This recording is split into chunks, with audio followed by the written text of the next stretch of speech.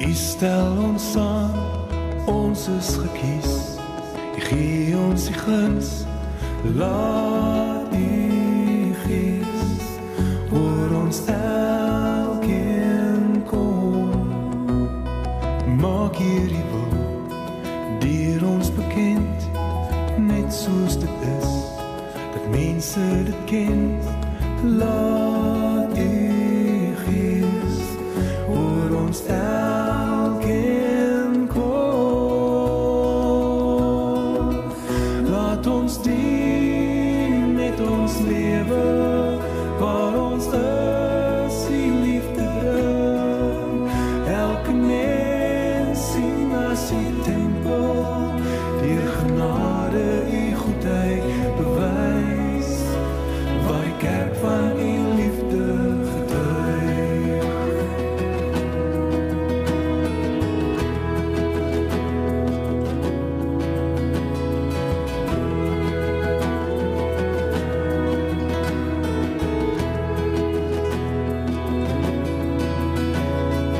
Hier is die kerk, u stel ons aan, ons is gekies. U gee ons die guns, laat die Gees oor ons elkeen kom. Maak hierdie wil deur ons bekend, net soos dit is, dat mense dit ken. Laat die Gees oor ons elkeen kom.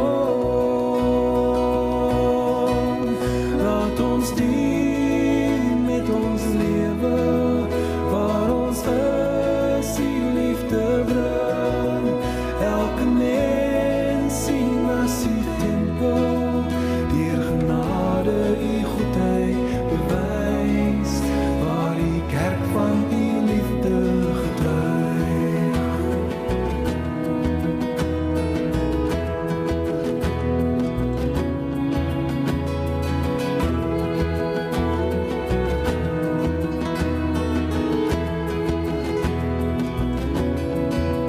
Laat ons dien met ons lewe, waar ons is, die liefde bring. Elke mens sien as die tempel, deur genade u goedheid bewys, waar die kerk van u liefde getuig.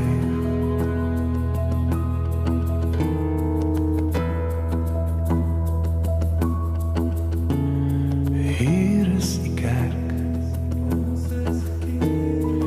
hier is die kerk, hier is die kerk, hier is die kerk.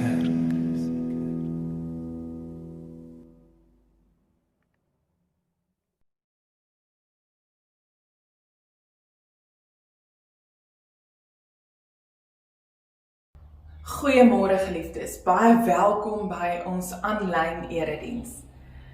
Vir die van julle wat dalk donderdag aand se nagmaaldiens gemis het, is welkom om terug te gaan op ons aanlyn skedule en ook daarna te kyk en dit te volg. Vandag se boodskap volg in baie opsigte op dit wat ons donderdag aand vir mekaar gesê het. Ons is in Paasfeestyd, die hoogtepunt in ons kalender as gelowiges.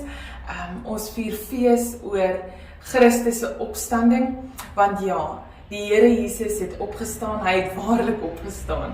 En wat 'n voorreg om 'n evangelie te kan verkondig, 'n boodskap wat vrede bring. En mag julle vandag in ons ontmoeting saam en in ons ontmoeting van God vrede ervaar as gesin en ook as gemeenskap van gelowiges. Ons hou Paasfees piknik en by die kerkgebou vanoggend kom ons in die oop lig by mekaar en hou ons piknik saam en ontmoet ons rondom die woord en gaan ons die Here se naam loof en prys. En vir die van julle wat by die huis is en aanlyn ook hierby inskakel, mag julle ook vandag regtig dit feestelik ervaar. En as julle as gesin is of as jy alleen is, mag jy God se vrede beleef, want hy gee dit vir jou. Kom ons loof en prys die naam van die Here.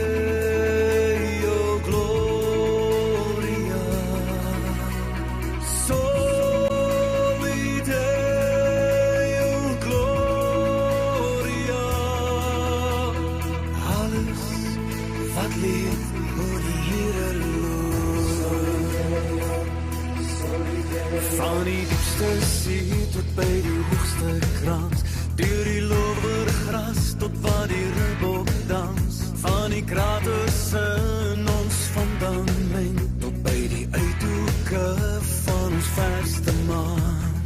Alles wat lewe, alles wat lewe, alles wat leef, moet die Here loof.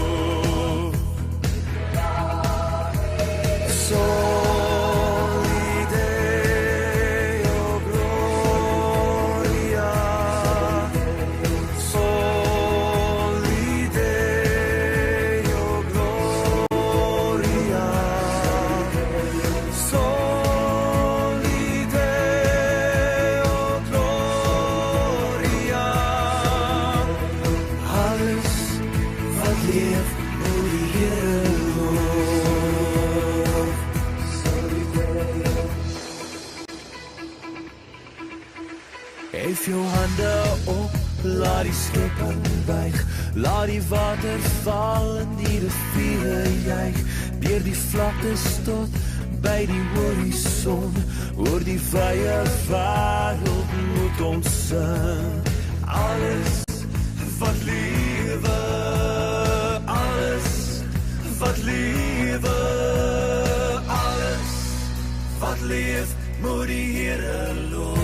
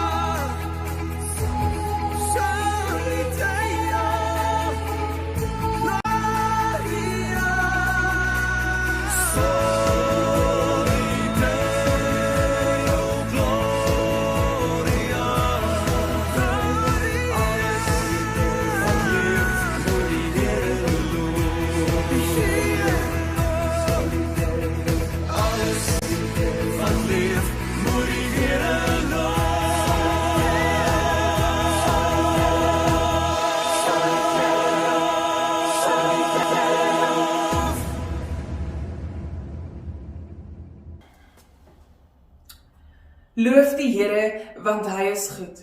Aan sy liefde is daar geen einde nie. Israel moet getuig, aan sy liefde is daar geen einde nie. Die Here is my krag en my beskerming. Dit is hy wat my gered het. Oor die gejuig en die laar van die oorwinnaars. Die Here doen kragtige dade. Die Here triomfeer. Die Here doen kragtige dade. Dit is deur die Here gedoen en die wonder in ons oor. Dit is die dag wat die Here gemaak het. Laat ons daaroor juig en bly wees, want aan sy liefde is daar geen einde nie. Amen.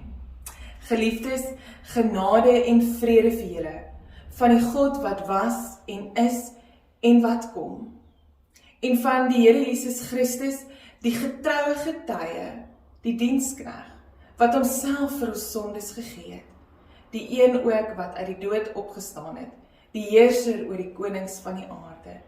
Die Heer het opgestaan, die Here het waarlik opgestaan. Kom ons eer hom ook vanoggend as ons opgestane Here. Amen.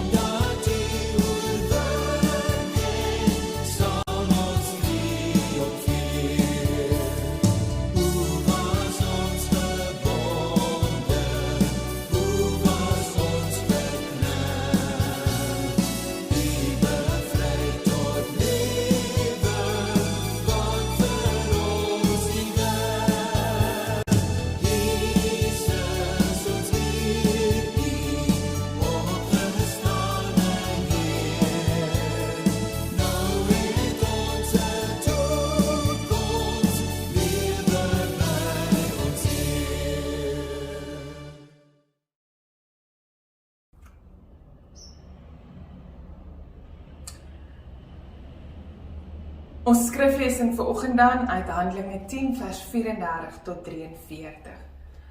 Paasfees is die grootste fees wat ons kan vier. Dit is die groot Sondag waaraan al die ander Sondae hulle betekenis kry. Dit is die dag wat die volste sin eintlik aan ons viering van hierdie dag begin kry. Dit is hierdie moment in die geskiedenis van ons as gelowiges, wat sin gee aan 'n Sondag, aan 'n dag wat ons uitsonder om as gemeenskap van gelowiges die Here te aanbid. Die Paasfees moet gevier word. Ja, dit is in 'n mate so half dramaties en ek gaan later op iets daaroor sê. Dit is so 'n rollercoaster van emosies, van die pad na die kruis toe om saam met Christus aan tafel te kom. Fees te vier oor die wete dat hy gaan sterf, of dalk het die disippels dit nog nie verstaan nie, maar hulle was op pad daartoe. Maar Jesus het dit tog geweet en dan word Jesus gekruisig en dit is daardie ongelooflike hartseer moment by die kruis, die hartverskeurende moment van die dood, en dan 3 dae later, die opstanding van die Here Jesus Christus, waarvan Maria Magdalena die eerste was om te getuig. Hy leef, hy het opgestaan. Wat 'n ongelooflike boodskap, wat ek en jy vandag oor kan feesvier. Maar om hierdie Paasfees te vier, beteken om nie na die Here se woord te luister. Ons het Vrydag mekaar bewus gemaak, dat God nie sekere tye harder praat nie, maar dat ons dalk net anders moet luister. Vanoggend het ons regtig nodig om met nuwe ore en anders te luister. Die afgelope jaar se gebeure En dit wat ons in ons lewens ervaar het ons definitief kom verander. En ek wil amper sê, as dit jou nie verander het in hierdie jaar nie, het jy iewerster nie geleef nie. Natuurlik moet dit ons verander. Dit het ons denke verander, dit het ons menswees verander, dit het ons kerkwees verander. En ek dink, dit is goed. Dit was dalk nodig. Vanoggend kan ons dit wat ons in Handelinge 10 lees, so half saamvat met die woorde dat Jesus se opstanding bring vir ons nuwe insigte. Dit open vir ons nuwe lewensmoontlikhede en dit het 'n groot impak op God en God se gemeenskap. Met die oog natuurlik op dat dit die wêreld moet en behoort te verander. Want God kom en hy tel die gestorwe Jesus op. Hy tel hom op uit die dood. Hy breek die graf oop. Wat God aan Jesus doen, opstanding, die ewige lewe, die ander kant van die dood, is wat God vir al sy kinders en ook vir my en jou beloof. 'n lewe, ander kant die dood. 'n ewige lewe, om God te ken, die God wat nou in ons lewens is, wat oor al die jare en die hele geskiedenis heen vir sy kinders daar was, en die God wat vir altyd daar sal wees.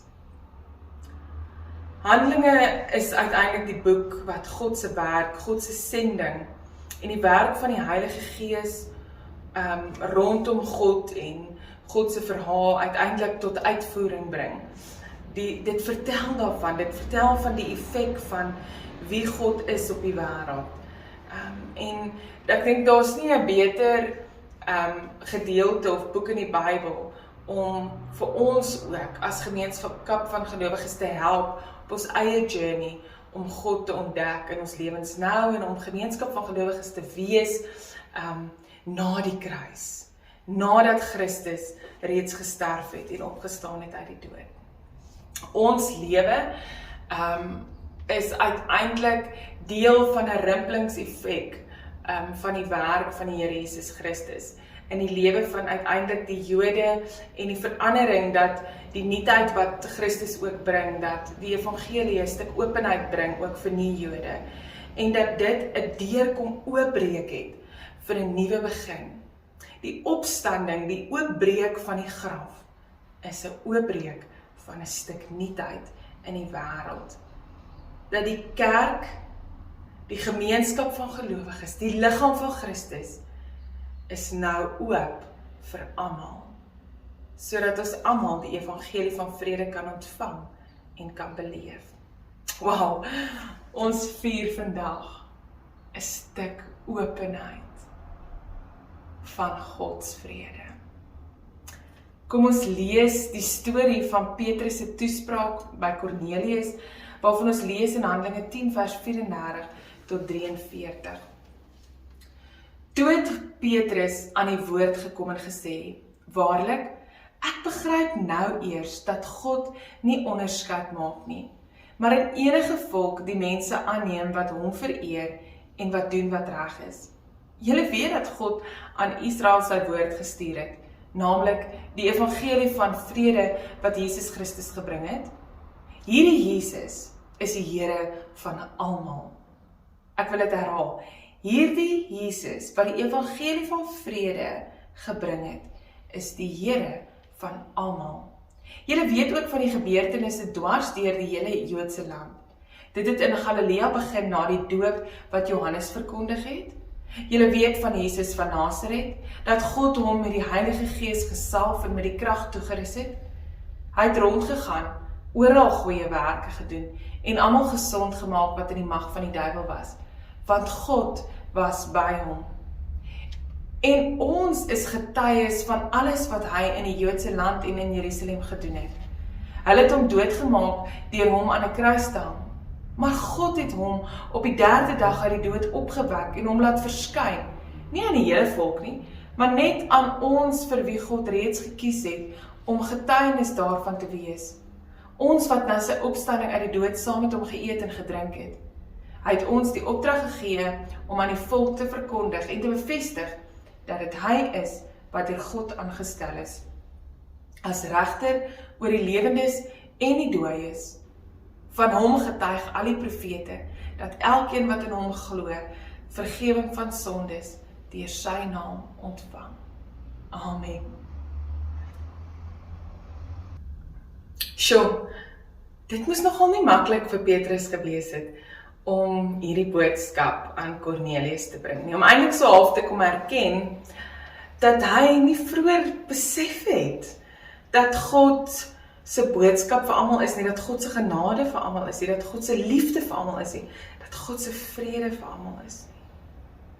So hierdie pad van Joppe af na Caesarea, om vir Kornelius te ontmoet, moes Petrus nogal 'n lekker worsteling op daai pad gehad het. En ek glo mos wanneer 'n mens so loop en veral in die natuur, en dan draak 'n mens se kop mos aan die hardloop met 'n klomp dinge en jy kry kans om goed te oordink. En hy moes deur die hele worsteling gegaan het om vir hierdie Romeinse soldaat wat by die naam Kornelius te gaan sê dat hy nie eintlik voorheen dit geweet het nie. Dit moes nogal vir hom eintlik so half 'n tipe van 'n Emmaus ervaring gewees het, of jy weet soos Paulus ook beleef het, jy weet daai bekering amper tot wow, dit is uiteindelik wat God vir my probeer sê. Hy het regtig tot nuwe kennis hier van God gekom, en iets van God se ewigheidswaarde, vredevolle ewigheidswaarde hier beleef. Want die vrede wat God gee, was nie net vir die Jode bedoel nie, maar ook vir die nie-Jode. En die opstanding van Jesus het uiteindelik hierdie nuwe moontlikheid gebring. Hierdie nuwe deur oopgebring. Vir die kerk, vir die gemeente, vir ons as gemeenskap van gelowiges op vandag, duisende jare later.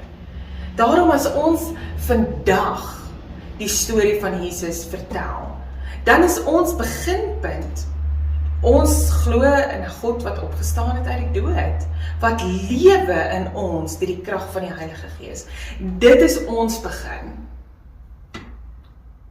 Maar ons begin met 'n geskiedenis.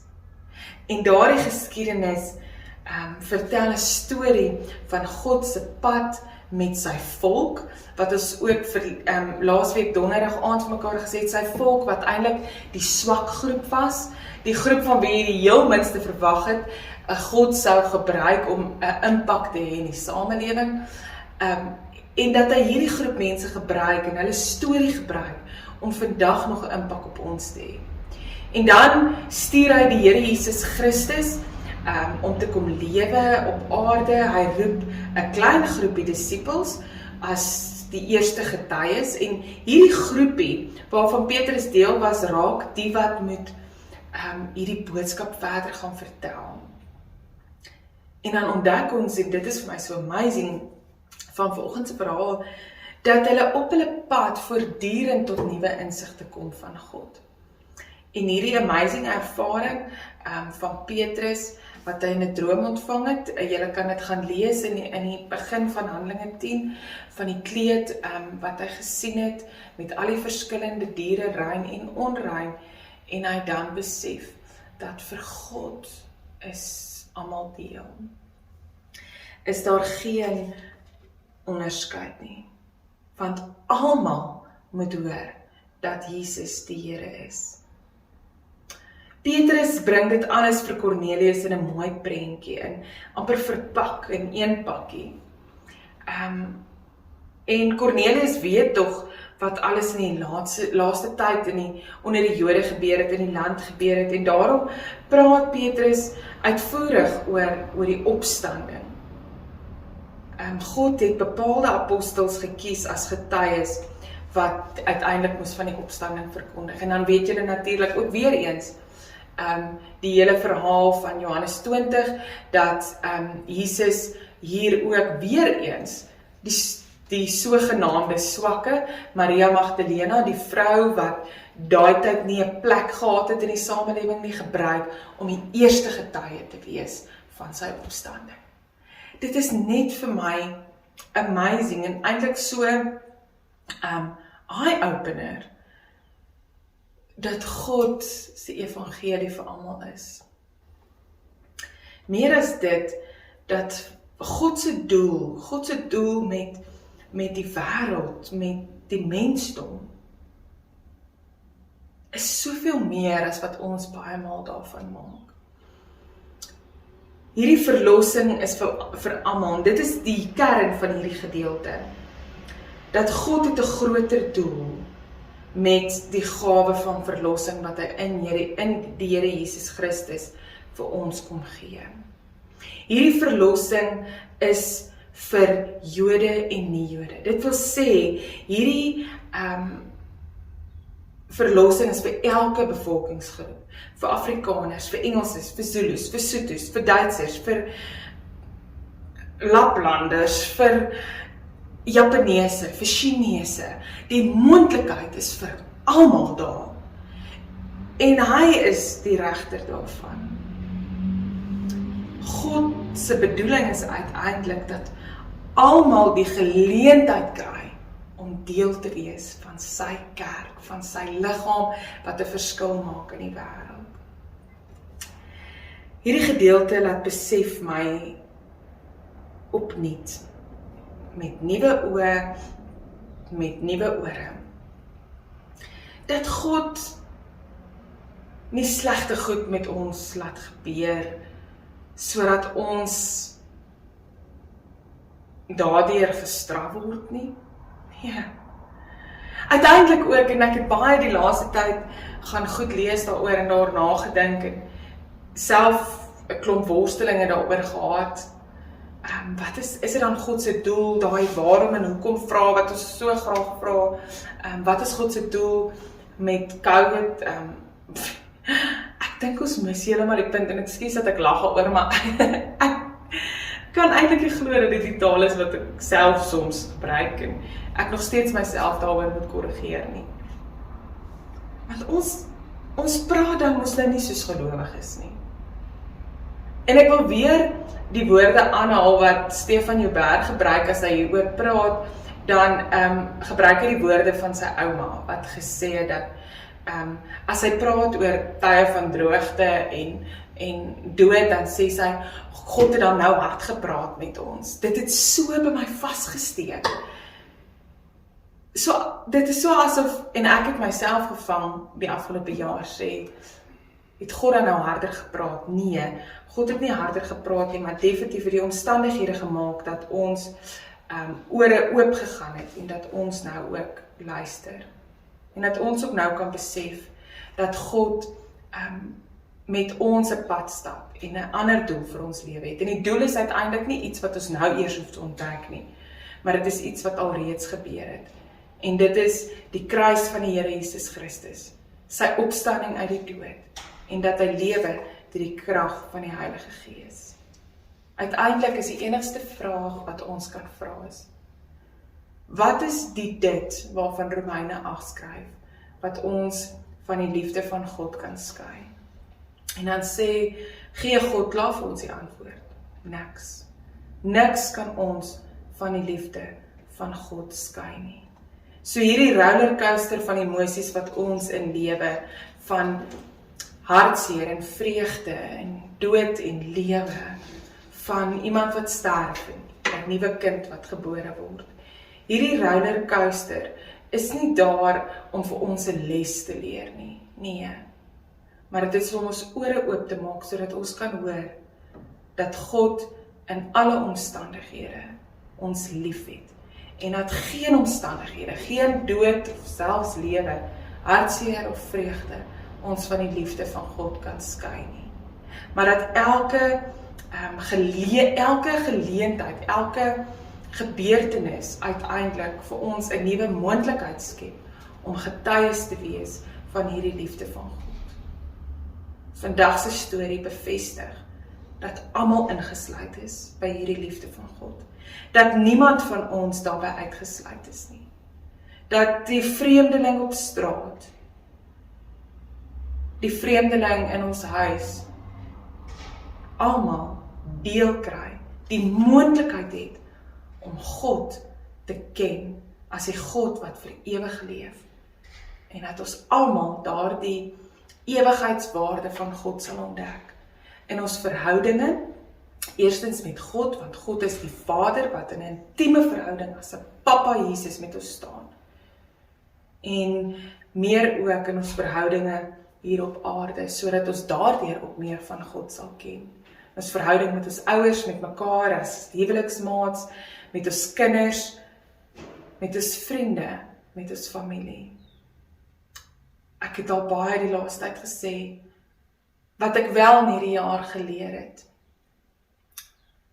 is dat God skenk aan ons vriende, familie, mense, om ons meer van hom te leer, sodat ons na mekaar toe kan stap, mekaar kan kom bewus maak van God se storie.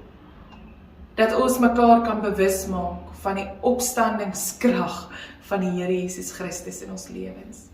Dat hy leef in my en in jou. En dat hy in jou lewe en in my lewe die verskil wil wees, sodat ons ook tot nuwe insigte van hom sal kom. Elke dag. Binne die goed en die sleg. Donderdag aand het ek vir julle gesê om vir 'n oomblik te dink aan julle kruis. Die kruis wat jy dra, die hartseer in jou lewe, die pyn wat jy beleef. En ek het hierdie week ook 'n ding gelees oor wonde en littekens. 'n Wond is iets wat rou is en dit is daardie pyn wat nog vars is in ons lewens. Dit is nog oop en dit is nog bloederig en septies. Maar met die tyd raak dit littekens. En 'n litteken is die sterkste vel in jou liggaam. En dit help ons. En die littekens bly daar van die seer in ons lewens. Maar daar kom genesing. Dit raak die sterkste stuk vel. Sodat ons ook God se liefde kan beleef. Here God van liefde, dankie dat U genesing bring in ons wonde. Dat U lewe bring na die dood. En dat U aan ons 'n ewige vrede kom skenk. Ons loof en prys U daarvoor. Amen.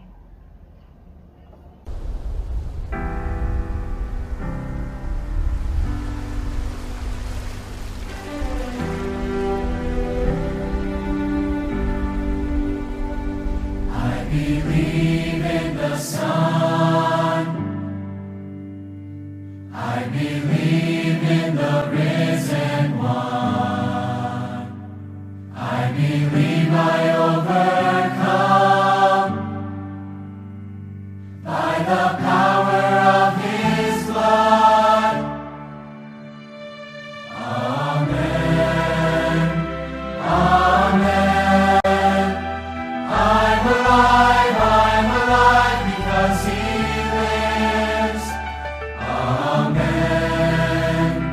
Amen. Let my song join the one that never ends, because He lives.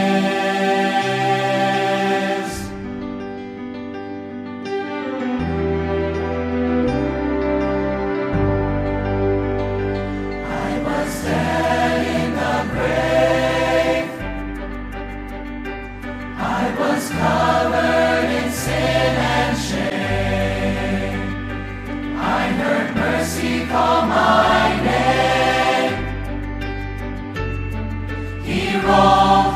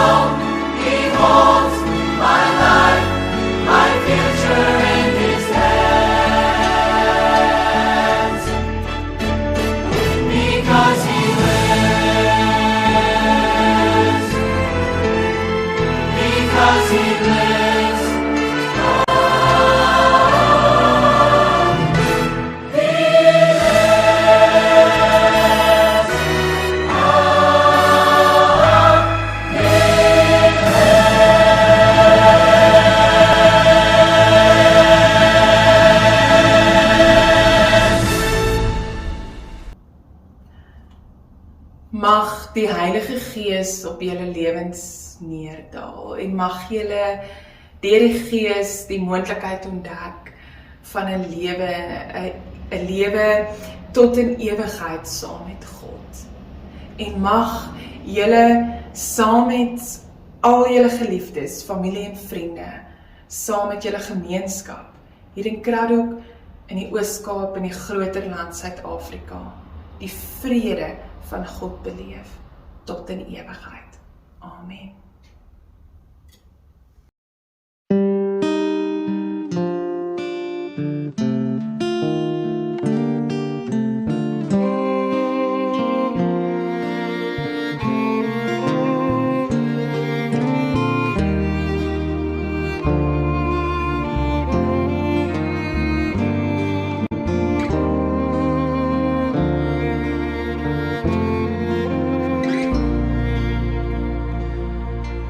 Seën ons Here God, seën Afrika, laat haar klag tot in die hemel reik, hoor ons as ons in gebede vra, seën ons in Afrika,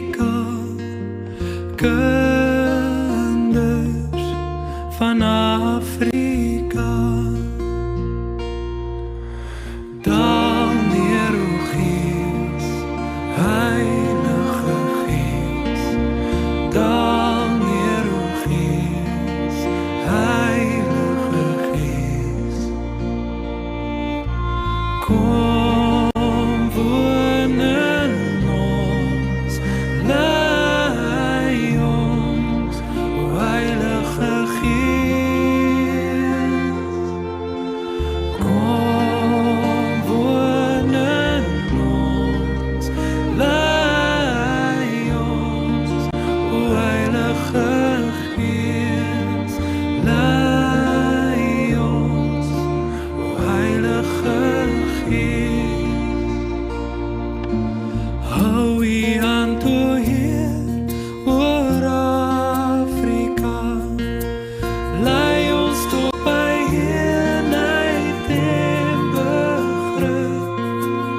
Hoor ons as ons hier om vrede vra, sien ons in Afrika, kinders van Afrika.